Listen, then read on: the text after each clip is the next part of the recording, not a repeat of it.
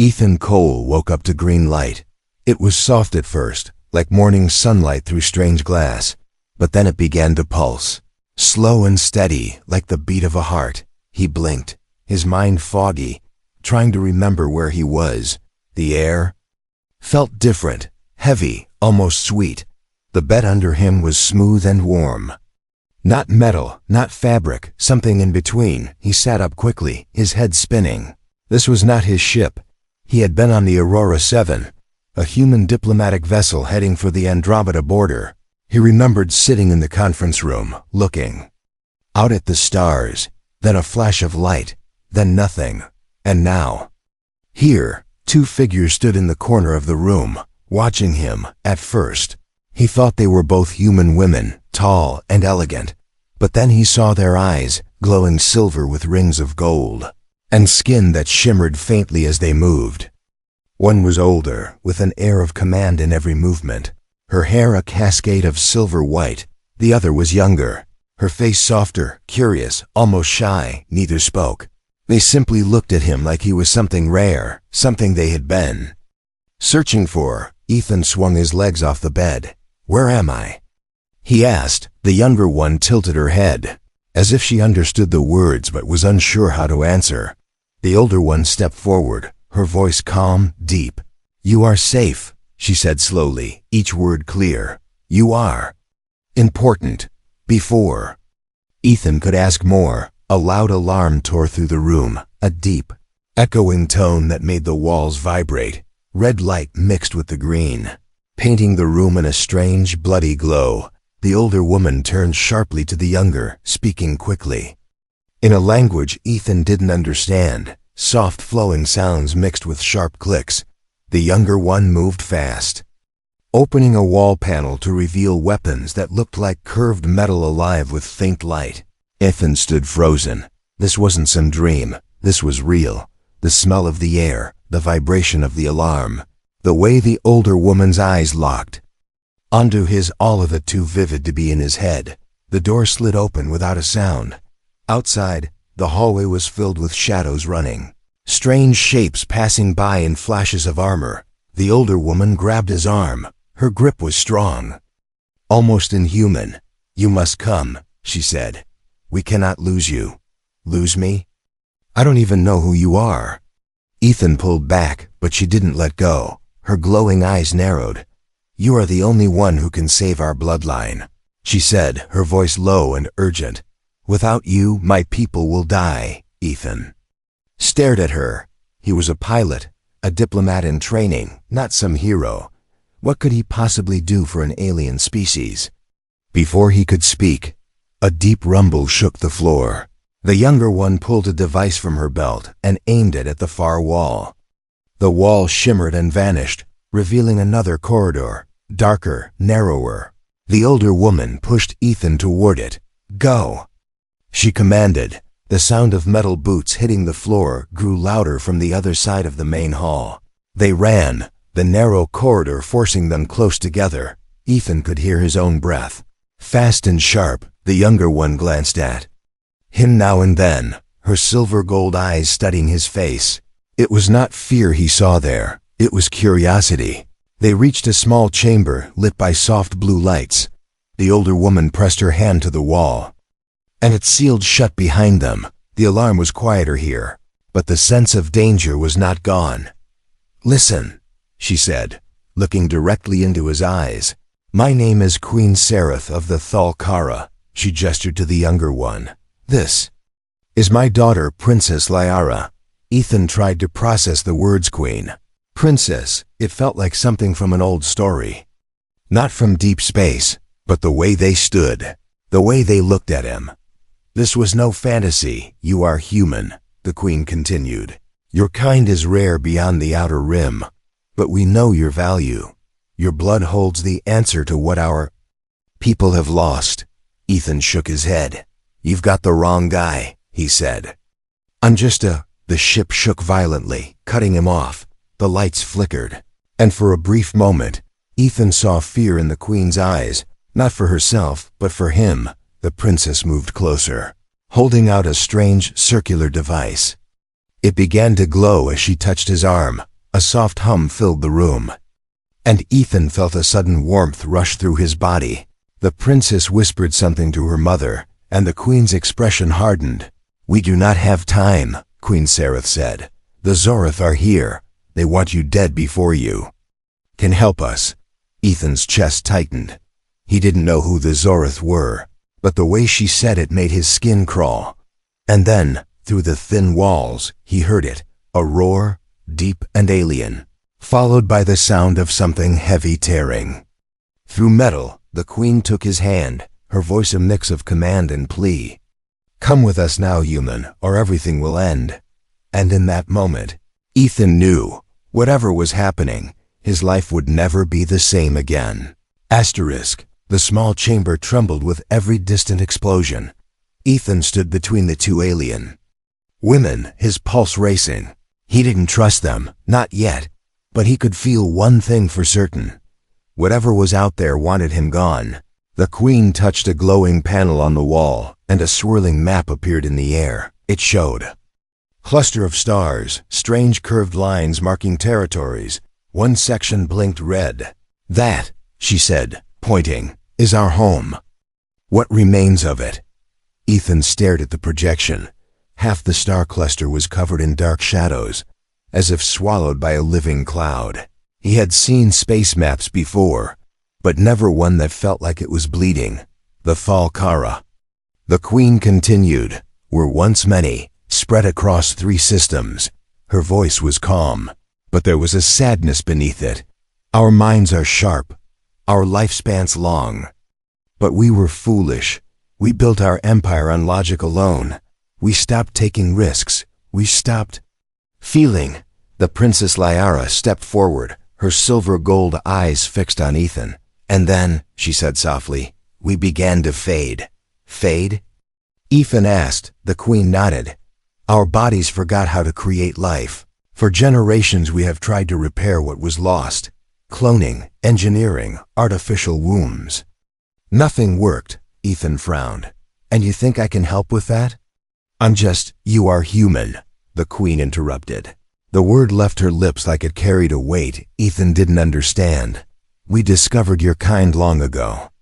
But you live far from us, hidden in your own corner of the galaxy. Few have ever seen one of you. But we know this. Your kind carries something no science can make." Liara stepped closer, her voice curious. "Something we cannot name, but it is inside you. In your mind and your blood." She tilted her head, studying him. "You take chances. Without knowing the end.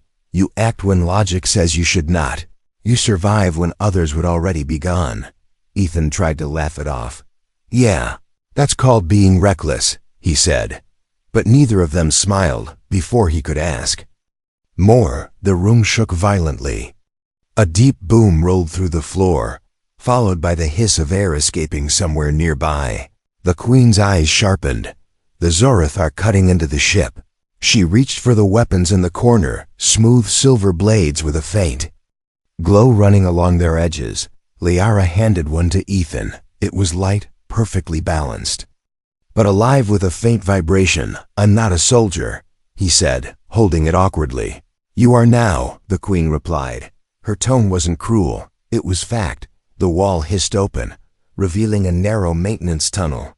They moved quickly, the queen leading, Liara behind Ethan. The hum of the ship's systems filled the air, but underneath it, Ethan could hear something else, claws scraping metal. The sound was wrong, unnatural. It made his skin crawl. They reached a junction. The queen stopped and pressed her hand to another panel. This time, the projection that appeared was not a map. It was an image of 2 alien warriors in jagged armor, their bodies hunched, their jaws split open into rows of teeth. "The Zorith," she said. "Once they were only scavengers. Now they are predators. They destroyed our outer colonies, and they hunt us because they fear what you can give us." Ethan's grip tightened on the blade. "Fear me? They don't even know me. They know humans," Liara said. Her voice was quiet but certain. "They know what your kind has done before." Ethan's mind raced. Had humans fought the Zoroth before? The official history said nothing about it, but maybe there were things the Alliance never told civilians. They kept moving, deeper into the ship's maintenance veins. The air grew warmer, the hum of the engines louder. Then, without warning, a shadow dropped from above, landing between Ethan and the Queen. The creature was massive, armored skin like obsidian, claws scraping the floor, glowing red eyes locking on Ethan. The Queen moved fast, blade slicing the air. The Zoroth roared, blocking the strike. Ethan froze, then Liara shoved him aside just as the creature lunged. The fight was chaos, flashes of light from the Queen's blade, the sharp clang of claw against metal. Ethan's instincts screamed at him to run, but something inside him refused. Before he even realized it, he swung his weapon, catching the Zoroth in the side. The blade burned through the armor like it was nothing, and the creature howled. Before retreating into the shadows, the Queen turned to him, eyes wide. "You see?" she said, breathing hard. "You are not just important, you are dangerous to them." Liara touched his arm, her gaze steady. "They will not stop until you are dead, Ethan Cole," she said. "Or until you are ours." Ethan felt the weight of those words settle over him, in that dark, humming corridor. Surrounded by enemies he didn't understand and allies he couldn't trust, he realized one thing. Whatever human uniqueness they saw in him, it was about to change everything. The first blast hit like a hammer. Ethan didn't hear it so much as feel it. A deep, bone-shaking thud that made the metal walls ripple. The maintenance corridor around them shivered, lights flickering from bright blue to dark red. Somewhere above, metal screamed as something tore its way through the ship's outer hull. The Queen's voice cut through the noise, sharp and cold. "They're here." The Zoroth didn't arrive quietly, they came like a storm. One moment the corridor was empty, the next, shadows spilled from the ceiling. Claws finding silent purchase on the walls. Glowing red eyes blinked in the dark, their armored bodies reflecting the emergency lights in jagged flashes. Liara shoved Ethan toward a side hatch. "Move!" she hissed, but one of the creatures was faster. Dropping between them, blocking the path, it was taller than Ethan by a head, hunched but powerful. Its movements both animal and deliberate. The Queen lunged first, her glowing blade a silver arc. In the red light, sparks burst as the weapon clashed against the Zoroth's claw. The creature struck back with terrifying speed, forcing her a step back. Another Zoroth crawled along the wall toward Ethan, claws biting into the metal with each step. Ethan's instincts kicked in. He didn't wait for the perfect strike. He grabbed a loose cable hanging from the ceiling and yanked hard. The panel above burst open, showering sparks into the Zoroth's face. It roared, momentarily blinded. Ethan didn't think. He rammed the alien blade into its side. The weapon slid in with almost no resistance, a burst of light racing along the wound. The Queen's eyes flicked to him mid-battle. "You fight without hesitation," she said, almost to herself. Liara darted in from the other side, finishing the first Zoroth with a clean practice slash. But there was no time to rest. More of them were coming, their claws scratching an uneven rhythm against the corridor walls. The Queen pointed toward the lift at the far end. "That leads to the shuttle bay. We get there, we live." Ethan didn't need to be told twice. They ran, the sound of pursuit behind them growing louder. A shadow leapt overhead, dropping in front of the group, but instead of stopping, Ethan changed direction instantly, sliding under the creature's legs. In that split second, he slashed upward, cutting deep into its thigh. It fell to one knee, just enough for the Queen and Liara to finish it. The lift doors slid open just as the corridor behind them filled with red eyes. Ethan hit the control panel, and the doors sealed shut, but not before a clawed hand stabbed through. Grazing his arm, he yanked back, breathing hard. The lift shuddered as it began to descend. Liara looked at his bleeding arm. "You move before you think," she said quietly. Ethan smirked. "Sometimes thinking gets you killed." The queen was silent, but her gaze lingered on him. There was something calculating there, not just survival, but recognition, like she had just seen proof of something she'd suspected. The lift doors opened to the shuttle bay, or what was left of it. Fires burned in the far corner, and debris floated in the low gravity. Half the bay wall was gone, replaced by the endless black of space. A single small craft floated near the edge. "Still docked. That's our way out," the queen said. They ran for it, leaping over wreckage. But the Zorath were already here, clinging to the walls like giant insects, moving fast. One dropped in front of Ethan, blocking the path to the shuttle. It hissed, baring rows of teeth. Ethan's grip tightened on the blade, but then he saw something in the wreckage, a loose fuel cell, its warning lights flashing. Without thinking, he grabbed it, ripped open the safety seal, and hurled it at the creature's feet. The Zorath looked down confused, just as the cell exploded in a burst of flame and force.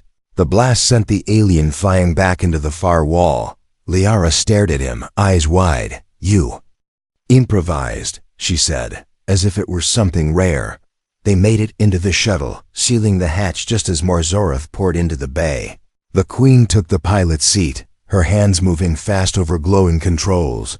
The shuttle shuddered as it broke free from the main ship, diving into the cold black of space behind them. The Thalkara vessel shrank into the distance, and then erupted in a silent explosion. Ethan sat back, still catching his breath. "What now?" he asked.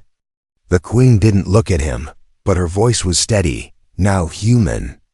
"You learn why they fear you." The shuttle drifted through the black.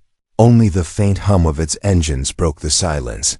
Ethan sat across from the queen and Liara, feeling the cold weight of what had just happened. One ship gone, dozens, maybe hundreds dead, and somehow he was still alive. The queen's silver-gold eyes studied him without blinking. "You have fought before?" she asked. Ethan shook his head. "Not like that. I've trained, sure, but I've never killed anything." The queen's gaze didn't change. "You killed today," she said simply. Liara sat beside him, her posture less rigid than her mother's, her head tilted slightly, like she was listening not just to his words but to the spaces between them. "Humans. You act before your mind has finished the thought," she said softly. "You do not stop to measure risk. That is why the Zorath cannot predict you." Ethan gave a small, dry laugh. "That's called being reckless." But Liara didn't smile. "To us, it is something else," she said. "It is dangerous." The queen's hands moved over the shuttle's console, guiding them toward a small, icy moon floated in the shadow of a gas giant. The light from the planet's rings painted the cockpit in shifting blue and white. "We will rest there," she said. "Then we will speak of your place and what comes next." Ethan leaned back, closing his eyes for a moment. Every muscle ached, but his mind wouldn't stop racing. The Zorath, the Thalkara, the strange idea that his blood, his human blood, could change the future of an entire species. It didn't make sense when they landed on the frozen surface. The cold hit him instantly. Thin, sharp air that made his lungs burn. They moved quickly to a shelter built into the ice, small, but warm once inside. The walls glowed faintly, giving off both light and heat. Liara brought him a clear container of water. It tasted different, sweeter somehow. Ethan noticed she watched closely as he drank. "Something wrong?" he asked. She shook her head slowly. "No, I am only studying." "Studying what?" "How you exist," she said, searching for the right word. "How you keep moving, even when you do not know the outcome. Our people do not do this anymore." Ethan raised an eyebrow. "You mean you always wait until you're sure before acting?" "Yes," she said. "It kept us alive for many centuries, but then it began to kill us slowly." The queen entered the room, her presence instantly filling the space. She carried a small crystal device that projected a rotating image of a Thalkara child. The child's skin was pale silver, its eyes glowing faintly, but its chest rose and fell with slow, strained breaths. "This was my son," the queen said quietly. "He was born too weak to live. Our science could not save him. Your kind might have." Ethan's throat tightened. "I'm sorry," he said. But the queen didn't look for comfort. She looked for certainty. "That is why you are here, Ethan Cole," she said. "You will give the Thalkara a future, not only my people, my bloodline." The words hung heavy in the air. Liara didn't look away from him, her gaze steady but unreadable. "You do not have to decide tonight," the queen said, turning away. "But soon. You must, that night, or whatever passed for night on that frozen moon." Ethan lay awake. The shelter was quiet, except for the faint hum of the heating walls. Through the small viewport above him, he could see the gas giant's rings turning slowly. Somewhere out there, the Zoroth were hunting. Somewhere out there, this human uniqueness was worth killing for. And as he drifted between wake and sleep, a thought came unbidden. What if the queen was wrong? What if what made humans dangerous wasn't in the blood at all? What if it was something else entirely? Something the Thalkara didn't understand yet. He didn't know it yet, but before this was over, the answer to that question would decide the fate of 3 species. The morning, or what passed for morning under the pale light of the gas giant, began in silence. Ethan woke to find the queen already gone. Only Liara remained, sitting cross-legged near the heating wall, her eyes half closed. She didn't look at him when she spoke. "My mother is speaking to the High Council." "High Council?" Ethan asked, sitting up. Liara nodded slowly. "They will not like what she plans. They believe our survival should come from science, not nature." Ethan ran a hand over his face. "Then why keep me?" "Because," Liara said, opening her eyes, "you are not only a human, you are this human.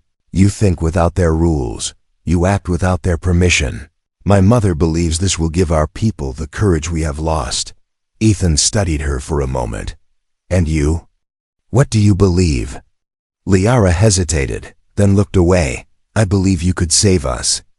Or destroy us faster." The shelter door hissed open. The queen stepped in, her cloak dusted with frost. She carried herself with the same regal authority as always, but there was a tension in her jaw. "The council will not approve my plan," she said. "They believe bringing human blood into the royal line is too unpredictable." Ethan almost laughed. "Guess I'm not everyone's first choice." The queen ignored the sarcasm. "That is why this decision will not be theirs," she said. "It will be yours." Ethan froze. "My choice? You just said." "They don't want me involved. They do not matter," the queen interrupted, her voice sharp. "What matters is the survival of my people. And you must decide. Will you give my daughter and me the children that will save our kind?" The air in the small room felt heavier. Ethan looked from the queen to Liara. The younger woman's expression was unreadable, but her gaze didn't leave his. "This isn't just about reproduction, is it?" he asked quietly. The queen's eyes narrowed slightly. "It is about a future where the Thalkara do not fade into dust." Ethan shook his head. "And if I say no?" The queen didn't blink. "Then you will still live, but not for long. The Zoroth will find you, and they will kill you before you can ever return to your people." Liara stood then, stepping between them. "Mother, you cannot force this." "This is not force," the queen said. "This is survival." The tension in the room was a living thing. Ethan could feel it pressing in from all sides. "I don't trust either of you," he said finally. "But I'm not stupid. If the Zoroth want me dead this badly, it means I have something they can't control. Maybe that's worth keeping alive." The queen tilted her head. "So, you will agree?" Ethan didn't answer right away. Instead, he looked at Liara. Her silver gold eyes held his without flinching. "I'll agree," he said slowly. "But on my terms." The queen's brow furrowed. "Terms?" "Yeah," Ethan said. "If I'm going to do this, I'm not just going to be your donor. I want to know why humans are so important to the Thalkara. and I want to know what the Zoroth know about us that I don't. For the first time since he'd met her, the Queen's expression shifted into something like, "Respect? You would bargain with a queen?" "I'd bargain with anyone if my life's on the line," Ethan replied. "That's the human way." Lyra's lips curved. Not quite a smile, but close. The Queen studied him for a long moment, then nodded once. "Very well, Ethan Cole. You will have your answers when the time comes." But as the Queen left the shelter, Liara lingered. She leaned closer, her voice low. "Be careful," she whispered.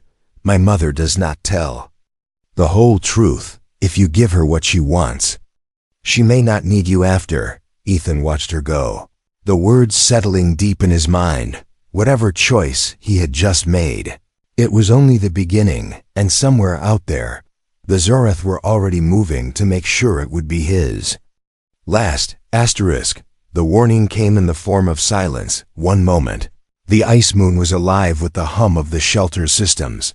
The next, everything died. No lights, no heat, no sound, just the heavy stillness of a place holding its breath. Ethan knew that kind of silence, in space. It meant only one thing. Someone had cut the power. Liara appeared in the doorway, a blade in one hand. "They're here," she said. Her voice was calm, but her eyes were sharper than he'd ever seen. The Queen entered behind her, armored in silver plates that shimmered faintly in the dim light. Her face was unreadable. "The Zoroth have landed in the northern ridge. They will come through the tunnels first." Ethan glanced at the layout map projected on the wall. A complex network of ice tunnels crisscrossed beneath their position. "Then they're going to surround us in minutes," he said. The Queen nodded. "We will hold them at the choke point here." She pointed to a narrow passage in the southern tunnels. Her plan was clean, logical, and exactly what an enemy would expect. Ethan frowned. "That's what they want you to do," he said. "They'll push you back, make you retreat deeper, and then trap you here. It's a perfect kill box." The Queen's expression didn't change. "And what would you suggest instead, human?" Ethan stepped closer to the map. "You've got enough fighters to defend one point." "Sure, but you're not using the terrain. These tunnels aren't just passages, they're unstable. You hit the right spots, you bring the whole section down." Liara's head tilted. "You mean collapse the tunnels on them?" Ethan nodded. "Not all at once, just enough to split them into smaller groups. Zoroth hunt like a swarm. You break the swarm, you break their advantage." The Queen studied him for a long moment, then gave a single nod. "Very well, you will lead the strike team." Ethan blinked. "Lead? I thought you just wanted my brain in one piece." "Your survival depends on your plan working," the Queen said. "Prove you are worth the risk." Minutes later, Ethan was moving through the tunnels with a squad of Thalkara warriors at his back. Their armor gleamed faintly in the half-light, their movements silent and precise. They carried advanced weapons, but it was Ethan's satchel of crude charges, hastily assembled from fuel cells and mining explosives, that would decide the fight. The first contact came fast. A Zoroth scout rounded the bend, its glowing eyes locking on them. Ethan didn't give it time to call for backup. He tossed one of the charges. It detonated against the tunnel wall, not to kill the scout, but to bring down a curtain of ice between them. The creature's roar was muffled by the sudden collapse. Thalkara warriors exchanged glances. To them, a fight meant meeting the enemy head-on. To Ethan, it meant never giving them the fight they wanted. They moved deeper, planting explosives in weak points. The first full wave of Zoroth came like a flood, claws tearing into the ice, bodies pressing forward in the narrow space. Ethan triggered 2 charges at once. The tunnel walls cracked and groaned before collapsing, sealing half the swarm behind. Tons of frozen rock, the rest, cut off from their numbers, faltered. That was when the Thalkara struck. Their blades and energy weapons cut through the disorganized group with precision. Ethan fought alongside them, his movements messy compared to their graceful strikes, but effective. Where they struck clean, he struck dirty, a blade to the knee, a shove into a wall, A low kick to throw an alien off balance before the kill. By the third collapse, the swarm was broken. The remaining Zorath pulled back, but Ethan wasn't done. "They're retreating to regroup," he said. "They'll come again unless we finish it now." The Queen's voice came through the cum. "Do you have a way?" Ethan looked at the map again, tracing the tunnels in his mind. "Yes," he said slowly. "Bring them into the central chamber, then drop the whole thing." The Thalkara hesitated. Collapsing the central chamber meant destroying a massive part of their outpost, but the Queen's answer was immediate. "Do it." They moved fast, planting the last of the charges. When the Zorath pushed into the chamber, they found themselves under attack from all sides. Ethan waited until the exact moment the swarm was fully inside, then hit the detonator. The world shook. Ice and rock thundered down, the sound deafening. In the confined space, when the dust settled, the chamber was gone, along with the Zorath, back in the shelter. The Queen regarded him with something like admiration. "You fight without elegance," she said, "but with results." Liara stood beside her, her gaze lingering on Ethan. "The Zorath will tell stories of this," she said quietly. "Stories of the human who taught the Thalkara how to win dirty."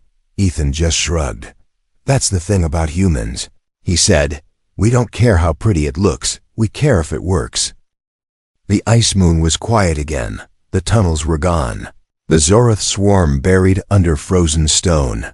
For the first time since Ethan had woken on that alien ship, there was no sound of alarms, no echo of claws in the dark.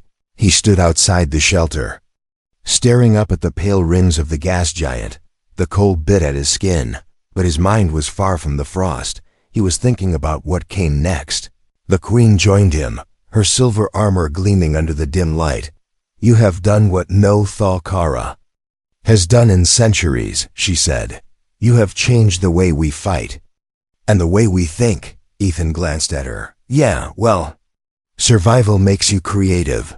She stepped closer, her voice lower now. "And now, you must decide if our survival includes your blood." Ethan said nothing for a long moment. In the days since the battle, he had learned more about the Thalkara, their history, their rigid logic, their slow decline, and he had learned something else, something the Queen hadn't wanted to admit at first. The Zorath weren't just hunting him because he could save the Thalkara. They were hunting him because once a human had almost destroyed them. That history wasn't in the Alliance records. It wasn't in any public archive, but among alien empires. It was a quiet warning. Never let a human change the balance of power. Liara appeared in the doorway. Behind them, she wore no armor now, just the soft silver fabric of her people's robes. Her gaze was steady. "If you do this," she said, "you will not only give us life, you will give us the one thing the Zorath fear most." Ethan raised an eyebrow. "And what's that?" "A future they cannot predict," Liara said. The Queen's eyes never left his. "You will be part of us, Ethan Cole. Your children will carry both our logic and your chaos, and they will inherit two empires." That last part hit him. This wasn't just about survival, it was about control.